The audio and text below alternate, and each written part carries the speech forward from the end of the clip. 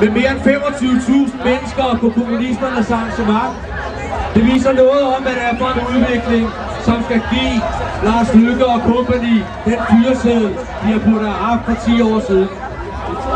For den borgerlige regering er i gang med at ødelægge de mange resultater, som ikke mindst fagbevægelsen har kæmpet for i mere end 150 år. Med 2020-planen så lancerer man det hidtil største angreb mod den kollektive velfærd. Og nu skal regningen for krisen og de ufinansierede skattelettelser betales. I stedet for at skaffe arbejde til de 170.000 arbejdsløse, så halverede vi dagpengeperioden. Og nu er det efterløn og pensionsalderen, der står for skud. Umiddelbart lyder det måske som en bagatel, at regeringen vil formindske de offentlige udgifter fra 29 til 27% af bruttonationalproduktet over de kommende 9 år. Sandheden er, at det vil koste 60.000 offentlige ansatte jobbet. Det betyder massefyringer af skolelærere, plejepersonale og pædagoger. Og i virkeligheden, så er det jo slet ikke så svært at skaffe balance i de offentlige budgetter frem til 2020. Det kunne gøres med et enkelt initiativ, nemlig ved at annullere de skattelettelser, som den borgerlige regering har bevilget siden 2001. Bare med dette ene initiativ vil man øge indtægterne i år med 50 milliarder kroner. Det er nok til at skabe overskud, og derfor er det fuldstændig absurd, at også S og SF indædt afviser at rulle alle disse skattelettelser tilbage. Kommunistisk Parti har mange gange påvist, at der er masser af penge at hente på samfundets top. Lad mig bare give et enkelt eksempel. Sidste år fik Danske Banks direktør en skattelettelse på 465.000 kroner. Det var et resultat af et valg, som den borgerlige regering havde truffet. Den krævede nemlig, at der skulle skæres mere end 2.000 arbejdstimer i plejesektoren, alene for at fylde denne ene bankdirektørs lommer. Direktørernes lønninger er steget i gennemsnit med 400% igennem de sidste 16 år. Samtidig har denne gruppe fået historisk store skattelettelser.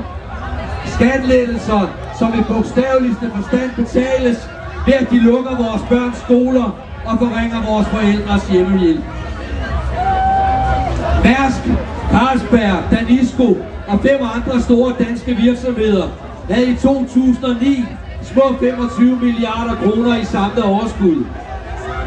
Hvor meget tror I, de betalte i skat? Sølle 300 millioner kroner. Det er en skatteprocent på 1,2. 1,2. Det er så lidt, at ikke engang Liberal Alliance tør drømme om det i deres mest våde drømme. Og det er ikke en enkeltstående svale. Mærsk havde i sidste år et overskud efter skat på 28 milliarder kroner. Det største nogensinde. Hvor meget tror I Mærsk gav til fællesskabet? Det skal jeg fortælle jer. 55 millioner kroner. Hans bestyrelse fik det dobbelte. De mange milliarder, som er skabt af 10.000 af menneskers arbejde i Danmark og i udlandet, de røg direkte i Mærsk og aktionærernes lommer. Den systematiske omfordeling i det danske samfund er sat i et system i sådan omfang, at man tror, det er løgn. De store monopoler bestemmer selv, hvad de betaler i skat i Danmark. I stedet for at sætte fokus på det, har magthaverne og medierne sat en helt anden dagsorden. De kræver løntilbageholdenhed og længere arbejdstid. De vil afskaffe efterlønnen, og de vil hæve pensionsalderen.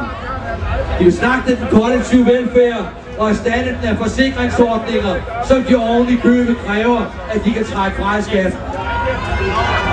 Den borgerlige regering forsøger at bilde os ind, at den offentlige sektor er en klods om benet på det danske samfund.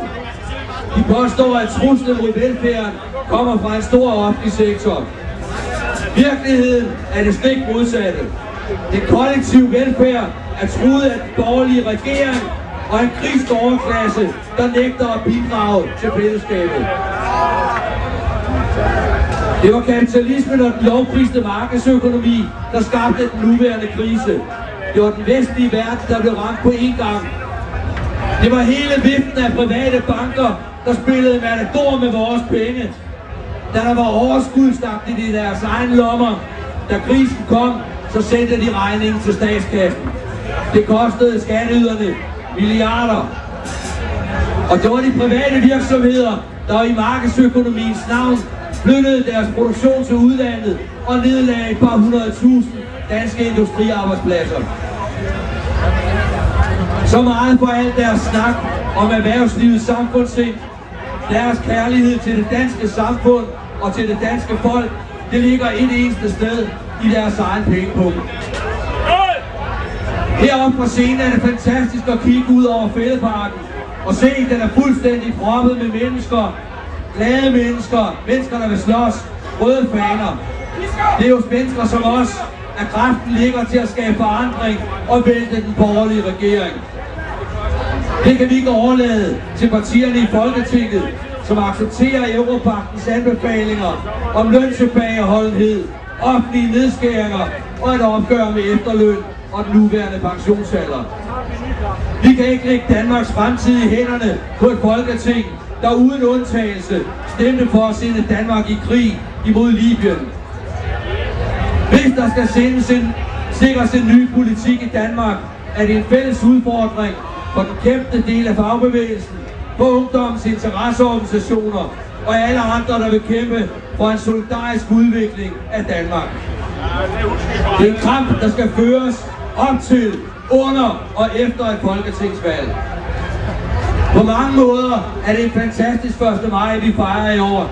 Og jeg er helt overbevist om, at når vi ses næste gang, så er den borgerlige regering fyret. God kamp, god rød 1. maj.